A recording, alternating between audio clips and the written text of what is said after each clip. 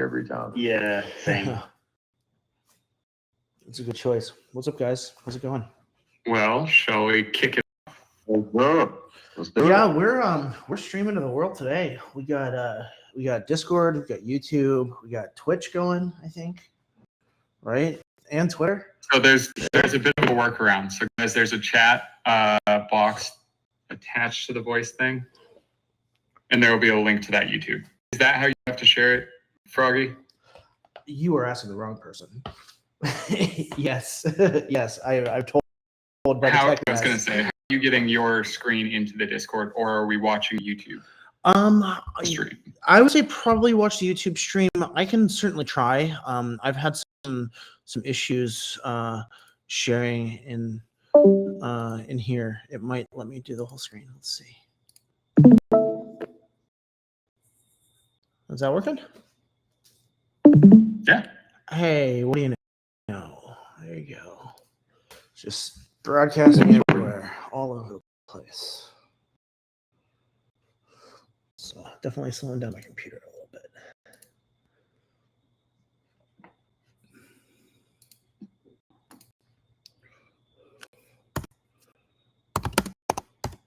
So what program are we going to need to open up?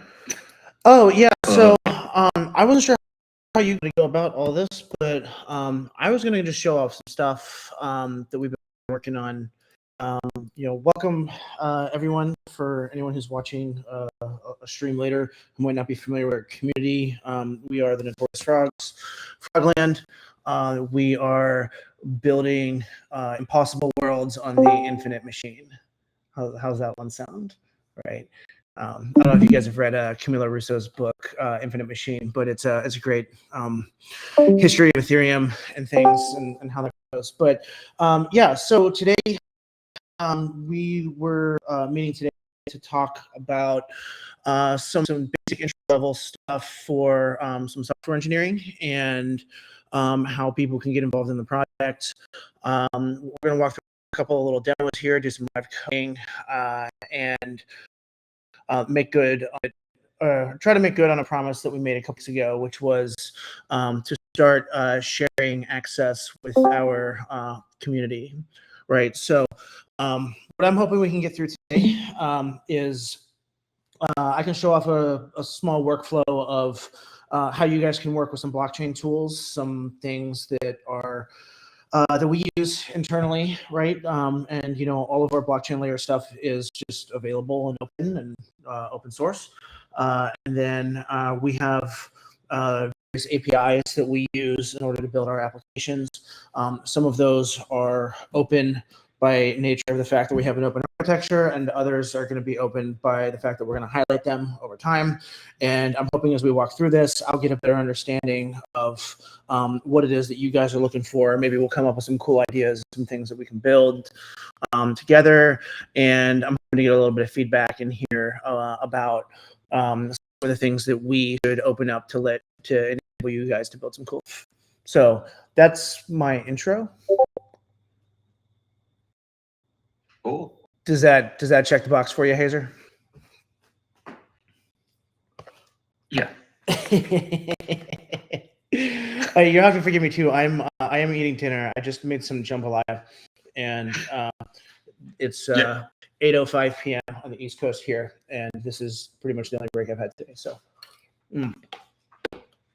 take a bite. I have one of these. I have one of those pressure cookers, which is supposed to get things done in about 20 minutes, but it also takes 20 minutes to heat up. So, right. I'd like to say that they're full of shit, but it makes pretty good food. So, all right, cool. So, do you guys have any questions? Do you have anything specifically you want to say? How's it going?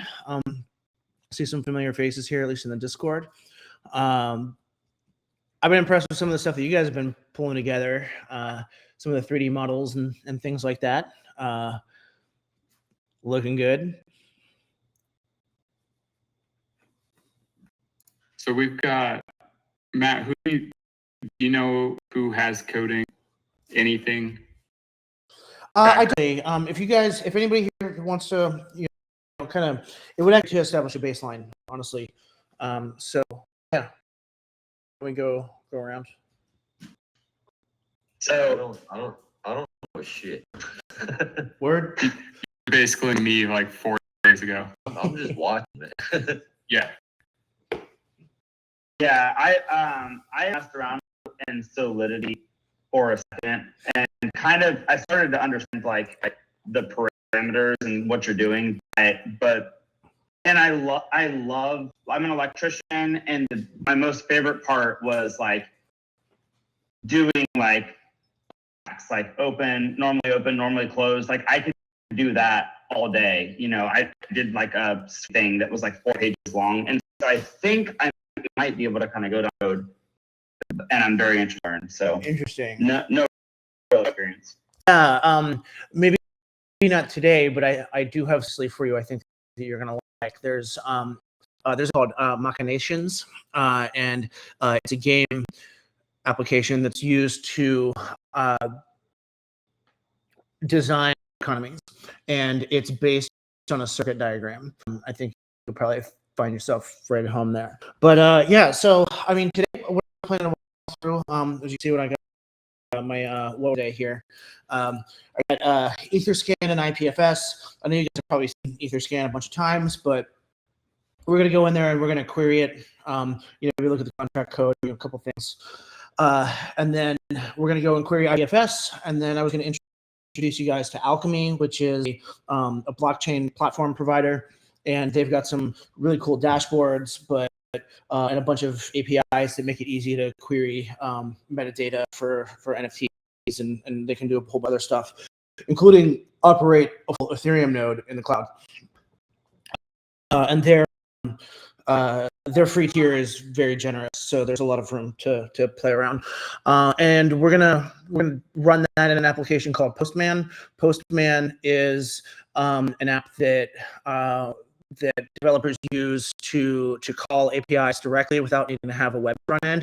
It's basically like a web front end to interact with various services that are really data driven.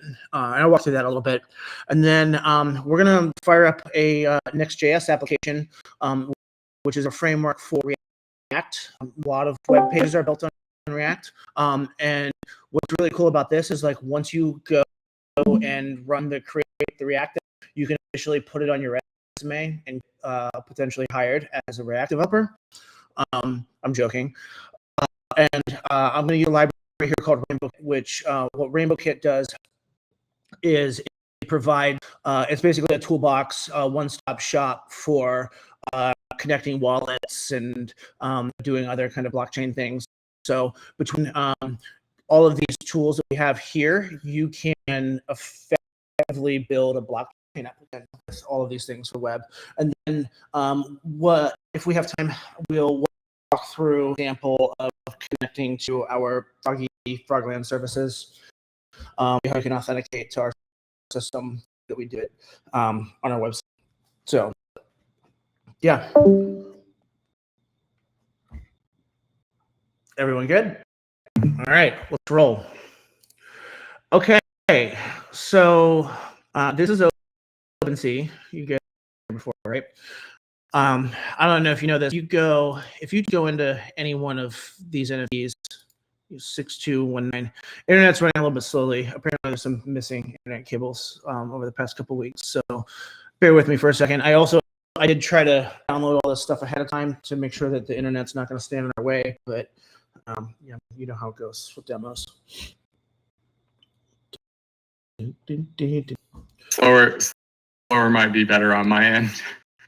Yeah, I'll if I too fast, please tell me, because I have a tendency to talk very fast. So I just want to see the frog. Come on. This is where I can tell you that I build software and I don't use it. So if I'm doing this incorrectly, please tell me.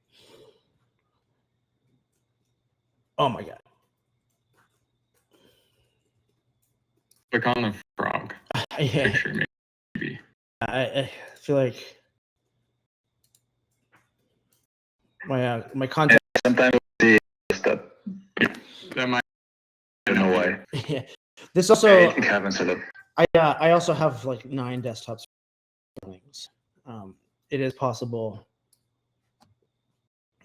that this is my computer misbehaving and not enjoying the stream.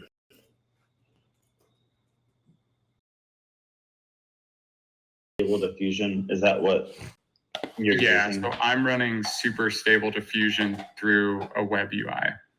So it pops up a web screen and has like an interface. But I can, so if you're looking at the stream, I can show you. Oh, yeah, that's on my phone. So this is the web, like the web UI for it.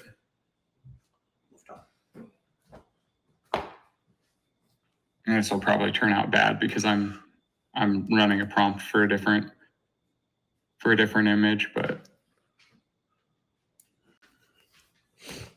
the image from the left is an input that you're giving it. So this is so that's image to image. So this is just I was an also app. This is running an. almost 100 steps. Can you guys hear me? Okay. Yep. Yeah. So this is You're back. this thing you're running right here. This is just an app that you found on GitHub, right? That you just fired up on the command line because you're running on localhost. Yeah. So I have it saved out to my desktop. So I click on the desktop one. But it was more complicated than that. It's like an 11-minute tutorial video, which means it took me like 45 minutes to do it. It's a simple one, but it's still, I'm not as fast as they are. Nice. But yeah, this is like probably the main fork, I guess it would be. Yeah. And then instead of having the variations, what I've done is I've got them mostly in scripts. So I can either pull them up as an add-on or I have extra tabs. Cool. Yeah. And I know about half of them, what they do. Yeah. Yeah. I mean, this looks great. It looks extremely configurable. I'm interested. Okay, so I'm back up and running if you guys want to see some stuff. Lolly, am I in the right place? In the right event? Yeah. Yeah, it looks like it. Yep. All right, got my screen up. Okay. So here's kind of where I was trying to get to, which was the Etherscan for the project. I am still running a little bit slow here. So this is the wallet for the Frog contract, right? And just close that. Somewhere in here was the OpenSea. So if we go, oh my goodness, I'm slowing down again here. I'm maybe gonna not do too much in the web browser. So the one thing I was trying to show when we first started was that this contract address here, if you go click on a frog, it's actually in the route in the address bar in OpenSea. So you can always just grab the contract address right there, and then throw that into Etherscan. You can get here pretty quickly. So what makes all this the magic happen really is this one particular function down here that's called token URI. Right. So what Etherscan has, they've got this tab here for the contract, and you can see the contract code. I'm going to skip over that real quickly for now, but you can go in here to read, and this will actually execute against the blockchain. So I can put 123 in here and hit query, and that's going to give me back the FS address of where that frog's metadata is.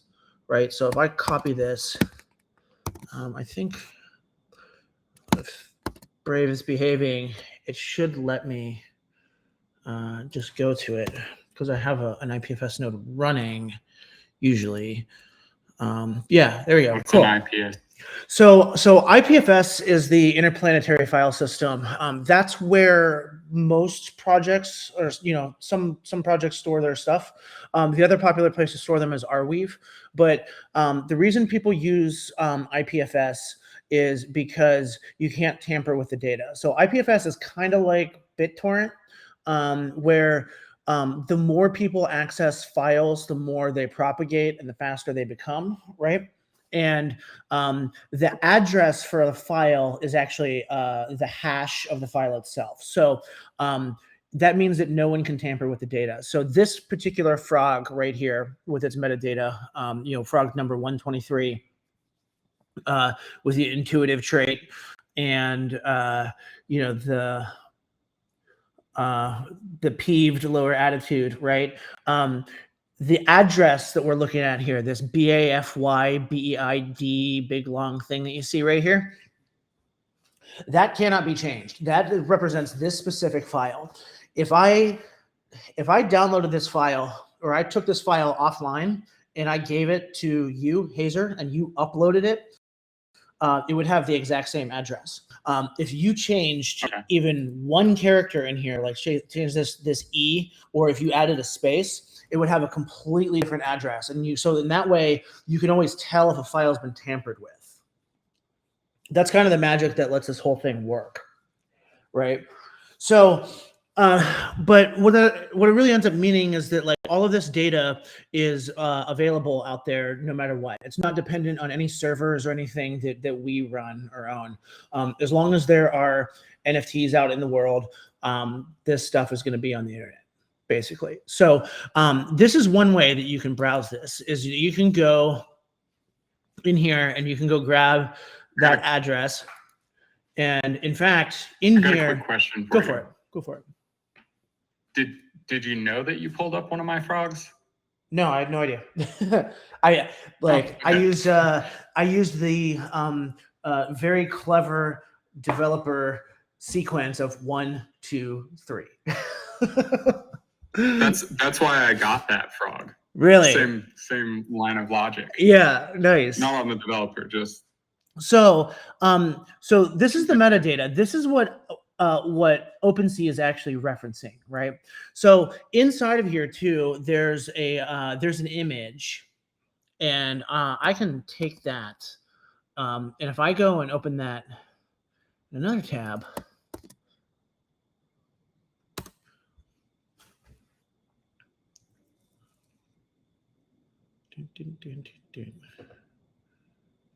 maybe. While that loads, I like the brave ads. They're funny. I'm gonna go back over here and grab that.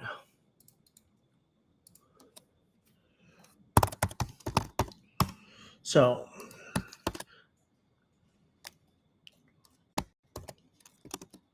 oops.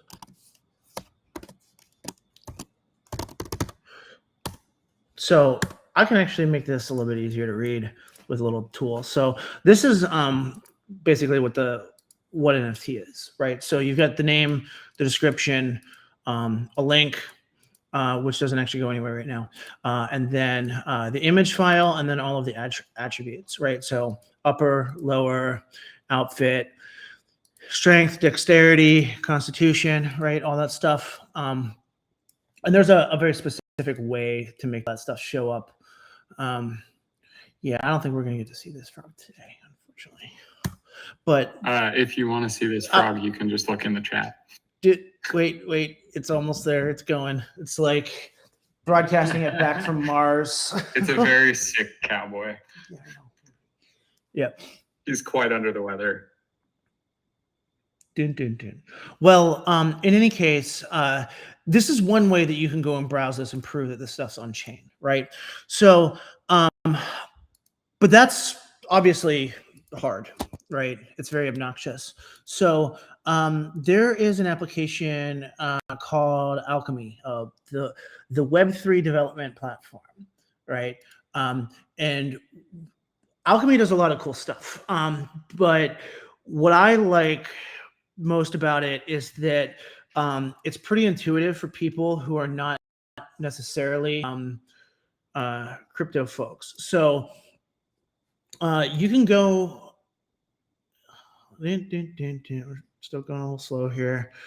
You can go on their website and you can sign up for an account if you want. And they've got a dashboard in here. Maybe we'll get to see here in a second. That shows you basically when you sign up for Alchemy, they give you access to a bunch of Ethereum infrastructure that they're running on their own automatically, right?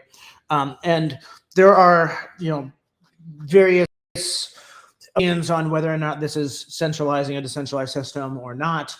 There are a couple of other providers, one of which is called Infura, right? And they just run Ethereum nodes for people and then give you access to them. But what's cool about this one that I like is that they've got these dashboards in here where I can see various requests and responses that are coming in through my account, and I can do data analysis and things like that, very similar to the way that Etherscan works, but it's like the same information kind of presented in a different way, right? And that's really cool for someone like me. But you know, for people like yourselves, you're probably not really going to care about that too much, right? Like you really just want to get to the metadata. So they have a set of APIs in their documents here, these get NFT, where you can actually just query directly in their docs. Like all this stuff actually works when it works. My computer is again running extremely slowly. So in any case, you can go and you can look here and verify also that you can access the blockchain through Alchemy's infrastructure. And rather than just doing that right there in the browser, I actually set up an account earlier in this application called Postman. So Postman basically just lets me have requests, right? So I've got this, you know, this is the Frog contract, right? Or I'm sorry, that's one of my wallets, right? This is the Frog contract, and there's that token ID right there. And this is the request to go to Alchemy. And it's got my API key in here hidden, right? And it says, get me the NFT metadata. If I hit send on this, this is going to give me back basically that exact same information with a little bit more stuff around it, right? So they're telling me, they give me this nice media object, right? Where they're telling me where I can go and get the actual frog image. And then they're also giving me a gateway, right? And because IPFS is a distributed network, there are also other providers that operate infrastructure for the benefit of everyone else for browsing it. And all of that is, of course, also centralized, right? It's pretty much turtles all the way down. So Alchemy kind of abstracts all of that stuff for me and puts that all here in one spot so that when I'm working with all this stuff in our servers or on the website or whatever, I can just use their APIs and I'm getting the same thing that I would get directly from IPFS, but I don't have to run any IPFS infrastructure. And as you saw here, it's considerably faster, right? So because they're caching this information themselves on the back end, right? So one of the ways that we build stuff is it's available on IPFS. You can go to Etherscan, another centralized tool, or you can go to IPFS yourself and run a node and figure out how to do that. It's on GitHub. And you can prove that that data is available, right? And that NFT exists and no one can screw around with it. Or you can go to Alchemy or Infura or OpenSea, right? As a third-party provider and also verify that that data that we've created is available. And, or you can go to our APIs where we're serving up effectively the same data. So why do we need all of that redundancy? Well, these things serve different purposes, right? So OpenSea makes the data available in the context of their marketplace. So if you want to do things in their marketplace, you probably just go there and you've got all the same data and you've got all the marketplace stuff. Alchemy is a developer tool, right? So for me, that's great because I've got developer information and I've got all the metadata. And then I can use this to put my own cache in place and cache all of this data as well. And then I can give the community APIs that includes all of this metadata along with, say, like your Frog's Discord inventory or, you know, leader status or gang affiliations or whatnot. So there's like, it's basically Lego building blocks, right? And we're all kind of sharing the same stuff around and then augmenting it in certain ways for different types of applications and things like that, right? So that's kind of the basic idea of how all of this stuff is set up. It's pretty cool, right? Yeah. So is that the concept for hype then? Is it a separate set of information? Yeah. So or does the hype information show up in other places? Yeah. So hype's kind of the same thing, right? So when you submit something to hype, they write that onto chain.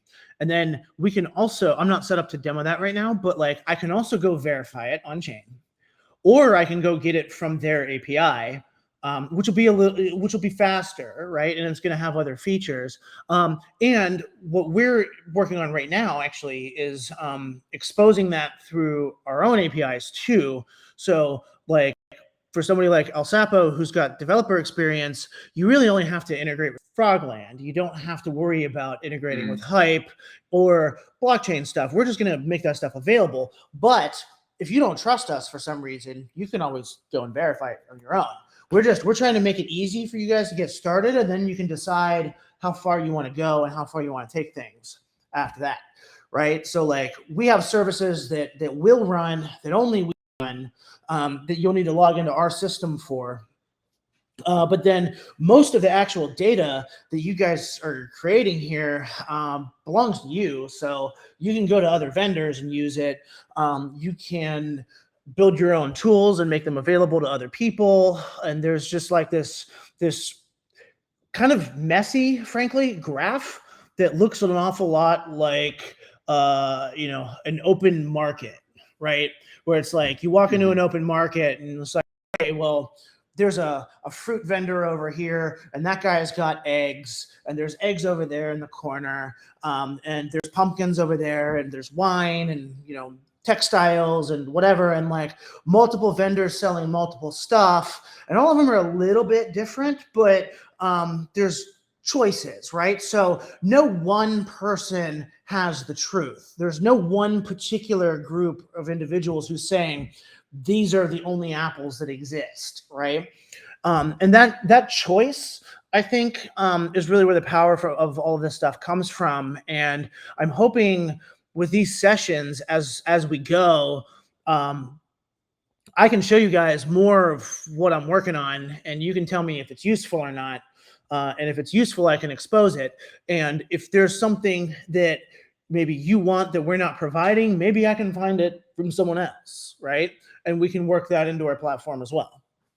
So I'm just about out of time. I actually have a meeting that I have to go to, believe it or not. So I'll save it for the next time. Okay. I'm going to tag you. Yeah. I'm going to tag you in El Sapo's question. Yeah, please. Got around. Please, or if you could read, if you don't mind. As you can see, I'm kind of. Oh, sure. Yeah. So his question was, can you use the right functions to the contract through the Alchemy API? You can actually, and I was really hoping that we were going to be able to get to some of that stuff today. So I can give you a very quick 2-minute overview, right? So this project that I set up here is a Next.js application, and Next.js is just a framework for dealing with React, right? Like if you go in here, there's a setup that you can run that is literally like, this is going to be a hot mess because I had to reboot my machine. So it's literally like, create Next.js app, and it just gives you this scaffold, right? So that's what I did to configure this. Actually, this is the test that I ran right here, right? And Rainbow Kit is a wallet, and when Rainbow Kit gets set up and it gets configured, here, like the way that you set it up, you can tell it which chains you want to connect to, and then you give it an API key for Alchemy, and then you can use this to talk directly to MetaMask, right? So now that you can log in, you can basically give yourself transactions to sign directly in the web browser. Etherscan actually has a very, they have a beta version of this built into their platform as well. If you connect your MetaMask to Etherscan, you can just directly call contracts like immediately. But one of the reasons I'm showing you how, I want to show you guys how the developer tools here work is because once you get a scaffold set up like this, I mean, you can build whatever you want. And we've actually we have 2 different libraries on npm. So right now they're not in the best state. I'm in the process of cleaning these up, but I've got a backend library that talks to our server. Give me a second. Can you step around for me, please? That's probably your 2 minutes. Yeah. Get on to your next meeting. We'll get you back. Yeah. All right.